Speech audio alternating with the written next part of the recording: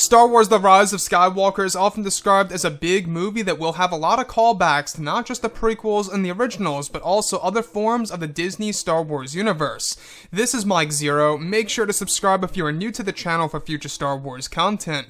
So, what's really intriguing about Episode 9 is that we do know that there are going to be a lot of characters and cameos and callbacks to past Star Wars films in order to really make this movie the culmination of the Skywalker saga, in order to really bring it to life, right? We do know that director J.J. Abrams really had to work very hard on the script, and that's exactly why he needed help. That's why he needed Chris Terrio on board to research a lot of Legends and EU material to be inserted into Episode 9 as well.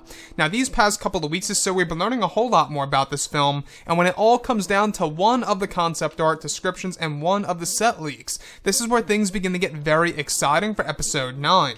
Now, specifically, it's described that one of the scenes that were filmed during the month of November involved Adam Driver and 6 unnamed actors, dressed as the Knights of Ren inside of a large castle set piece, where it's described that they were speaking with another unknown actor, dressed as the Forger.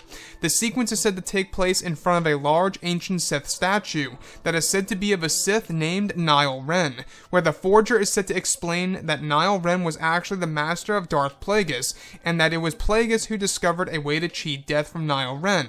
Niall Ren was also the master of Supreme Leader Snoke at a certain point in time in his life. Niall was said to be the first Sith to discover this ability. Additionally, it's described that one of the scenes that were filmed included a scene in which Adam Driver was holding Palpatine's holocron that he eventually gets from Rey, which originally belonged to Luke Skywalker in his hut on Ahch-To. The holocron is said to initiate a series of visions of Palpatine's past, where one of the scenes involves a look of Palpatine striking down a cloaked figure, sleeping in a bed with golden rails.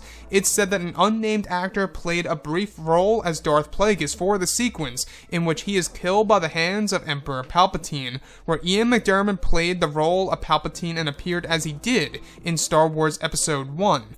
It's said to be a scene that illustrates what Palpatine said in Episode 3 about Plagueis being killed by his young apprentice.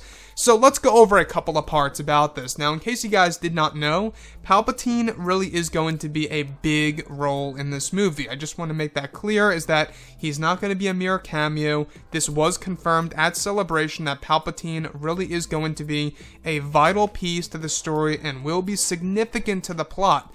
So what's really great about that is that means that we will be learning a whole lot more about his past and what Palpatine plans to do in the future.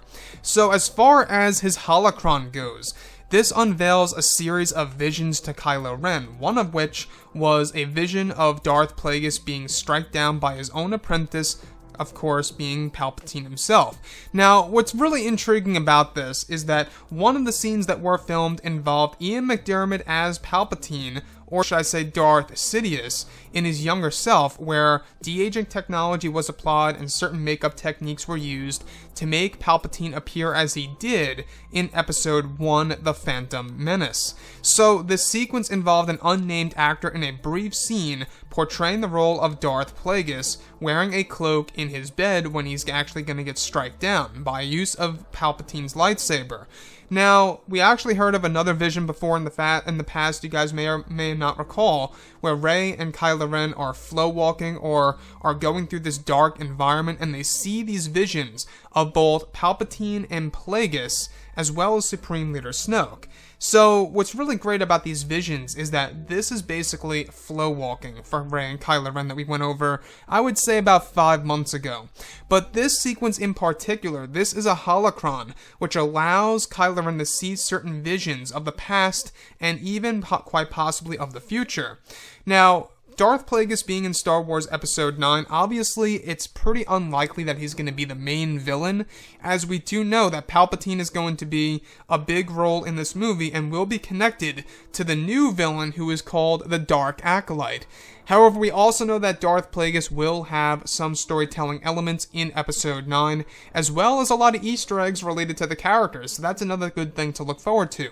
Again, like I say, we do know that J.J. Abrams, he loves the character of Darth Plagueis, he loves the idea of the prequels being a part of Episode 9, and you can already tell how ambitious JJ really is with this movie. Again, even the editor, Marianne herself, said that this movie is a big film, and that they had far less time to edit this movie together in comparison to how much time they had with The Force Awakens. Does that necessarily mean that this movie is going to be rushed through the editing phase, also known as post-production? I'm not quite sure if that's the case. It could mean that's the case. But nonetheless, guys, I am very excited to see how all of this is going to roll out onto the big screen, and how it's really going to make us look at the prequels and the originals in a different light. Again, there are lots of dialogue in the originals and the prequels that can be used in the form of visual narrative that will be used in Episode 9. Anyways, guys, drop a comment below. Let me know what you think about all of this in the comments. And if you guys did enjoy the content for today, do make sure to drop a thumbs up on this video to support the channel. I thank you all so very much for the kind support, and I'll catch you guys next time.